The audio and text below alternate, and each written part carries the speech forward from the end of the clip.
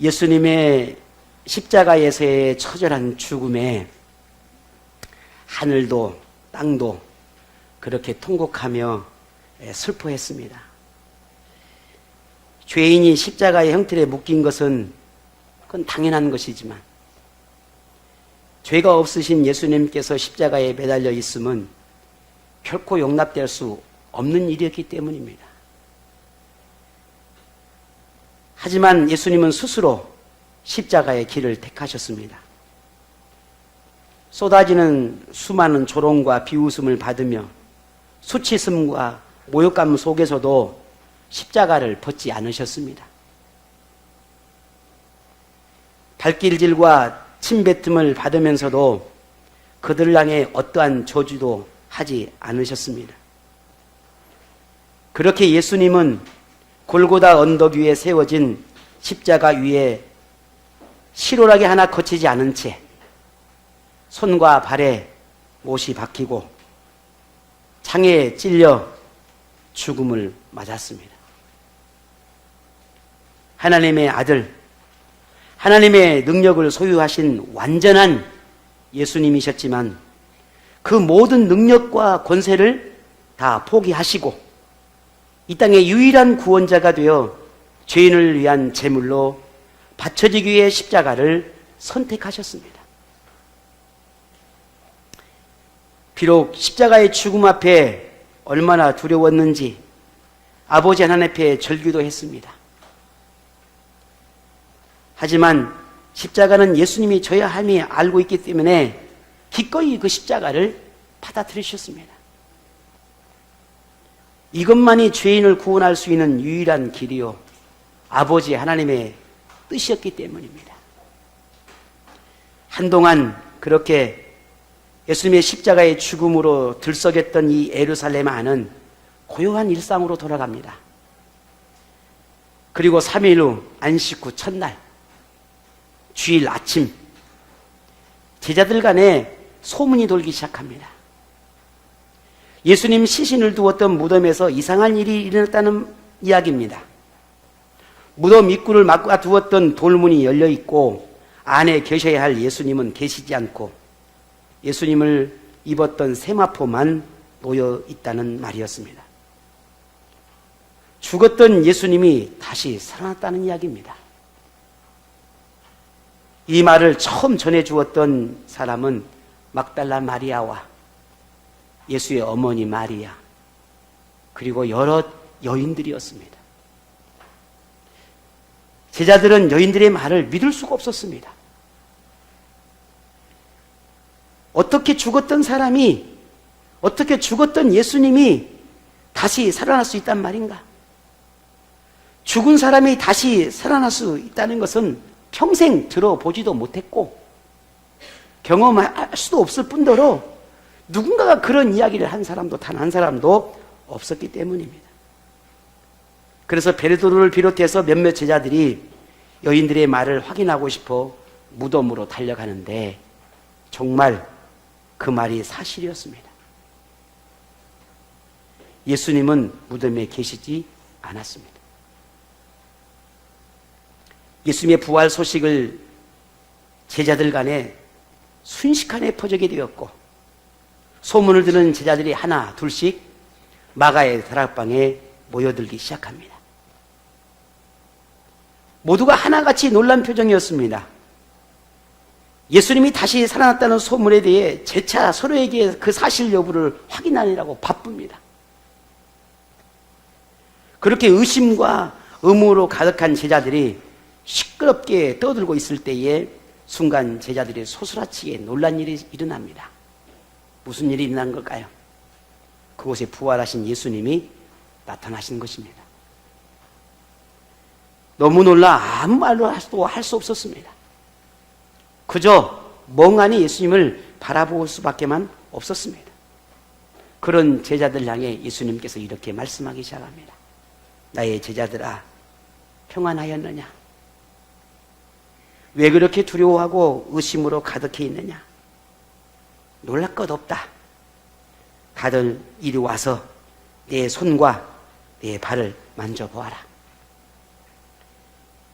내가 몸이 없는 영혼으로 보이느냐?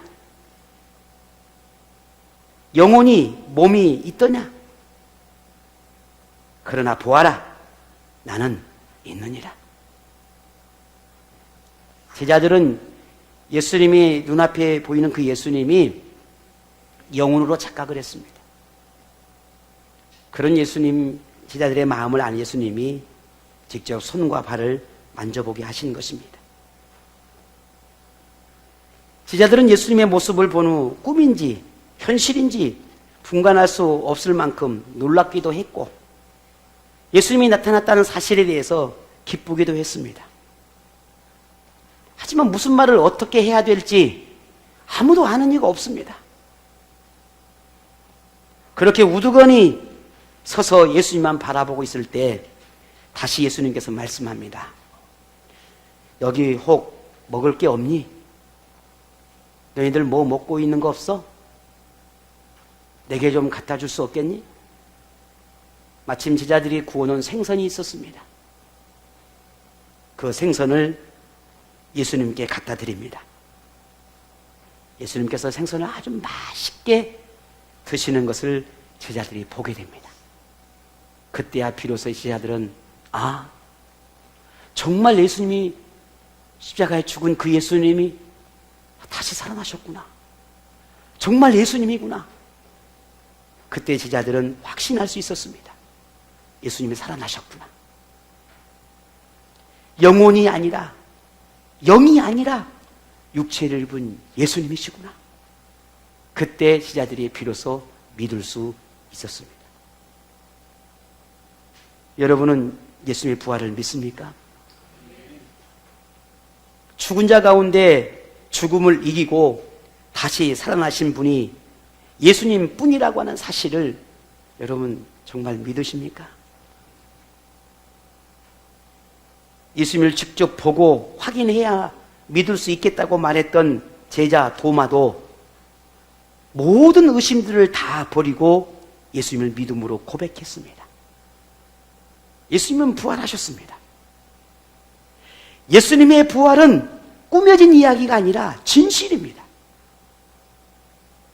성경이 이것을 증명하고 있고 예수님을 목격한 제자들과 수많은 사람들이 그 증인입니다. 그래서 오늘날 그 날을 잊지 않기 위해서 이렇게 부활주의를 지키고 있는 것입니다. 부활하신 예수님은 진실로 메시아이시고 죄인을 거룩한 하나님께로 인도할 수 있는 유일한 중보자이십니다. 부활하신 예수님은 하나님께서 이 땅에 보내신 유일한 구주이십니다. 예수님께서 말씀하시는 모든 말씀은 진리입니다. 그 모든 사실이 진리라는 것, 어떻게 예수님이 다시 살아나심을 통해서 그걸 입증해 보여주셨습니다.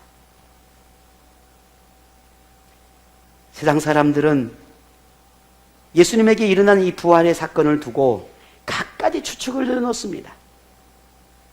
왜냐하면 사람의 이성으로나 지성으로나 경험으로나 어떤 철학이나 아니면 자연의 순리, 그것이 무엇이든지 간에 도저히 이해할 수도 일어날 수도 없는 일이기 때문입니다. 하지만 오늘 우리는 믿습니다. 예수님의 부활을. 누구든지 예수를 믿고 이 땅의 모든 생을 다 마쳤다 할지라도 다시 부활의 영광을 바라볼 것이고 하나님의 나라에 소망을 두고 살아가는 모든 사람들에게 이제 하나님의 나라의 백성이 될 거라고 하는 사실을 오늘 우리는 믿습니다. 그 모든 믿음이 결코 헛되지 않다라고 하는 그 증거가 예수님이 다시 살아나심입니다. 그래서 100년 전에, 200년 전에, 아니 어제 설령 이 땅의 모든 생을 마감했다 할지라도 누구든지 다시 살아나 하나님의 나라를 꿈꿀 수 있게 된다는 사실입니다. 그것이 오늘 우리가 믿는 믿음입니다. 그래서 이 땅의 모든 사람은 반드시 예수를 믿어야 한 이유가 여기에 있습니다. 하지만 예수님의 부활은 그들이 믿든 믿지 않든 그게 추측이든 아니든 그게 중요하지 않습니다. 왜냐하면 예수님의 부활은 이미 예견되었던 일이고 사람의 어떤 능력으로도 불가능하지만 하나님은 하실 수 있기 때문입니다. 예수님의 부활이 어느 날 갑자기 우연히 일어난 사건이 아니라 하나님의 계획이었고 하나님의 뜻이었다라고 하는 사실을 오늘 본문에 예수님께서 말씀하십니다. 오늘 본문 잠시 볼까요? 24장 44절을 보니까 이렇게 말씀합니다. 우리 다 같이 한번 읽어보겠습니다. 시작.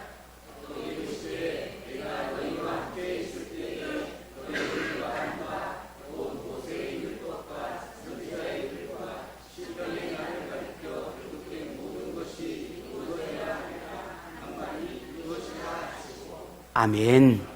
성경에서 구약 성경에 이미 예언해 놓았던 그 모든 말씀들을 예수님께서 다시 부활함을 통해 그 예언이 성취되었다, 이루어졌다라고 말씀합니다.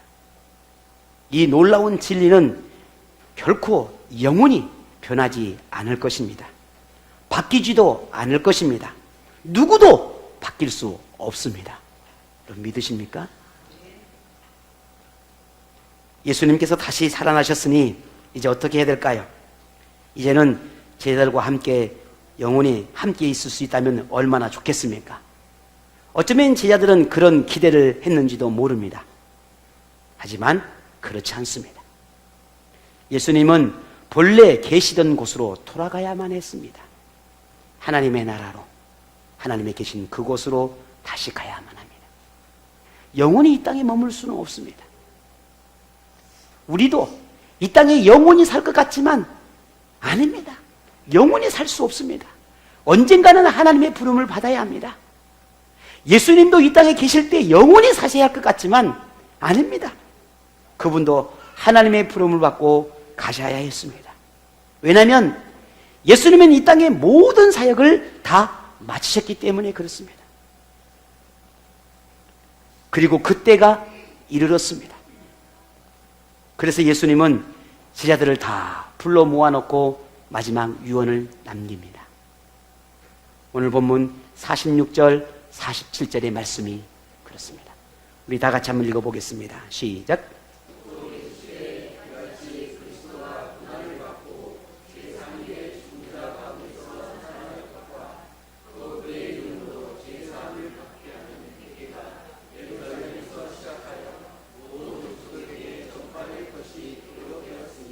아멘.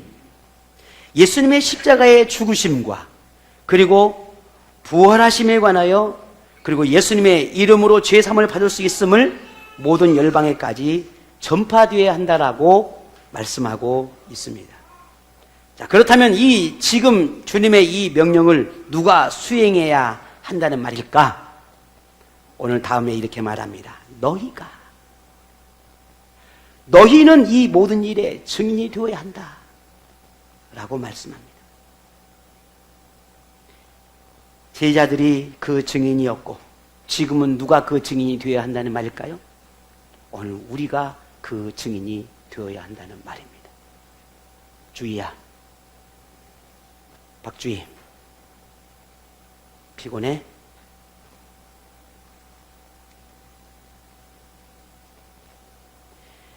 유대 아주 작은 마을 베들레헴에서 시작된 이 복음이 예루살렘에서 그리고 온 유대에서 그리고 사마리아에서 그리고 세계 모든 곳에까지 그렇게 복음이 전파되었습니다.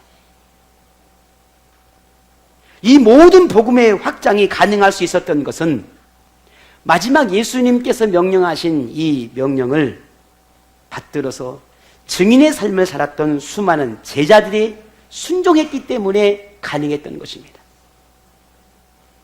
지금도 곳곳에서 복음을 전파하고 제자의 삶을 살아가는 수많은 그리스도인들이 있습니다. 우리가 지금 선교하고 있는 필리핀이나 뭐 티벳이 아니죠. 갑자기 왜 티벳이 나오나요? 티벳 맞나요? 주여.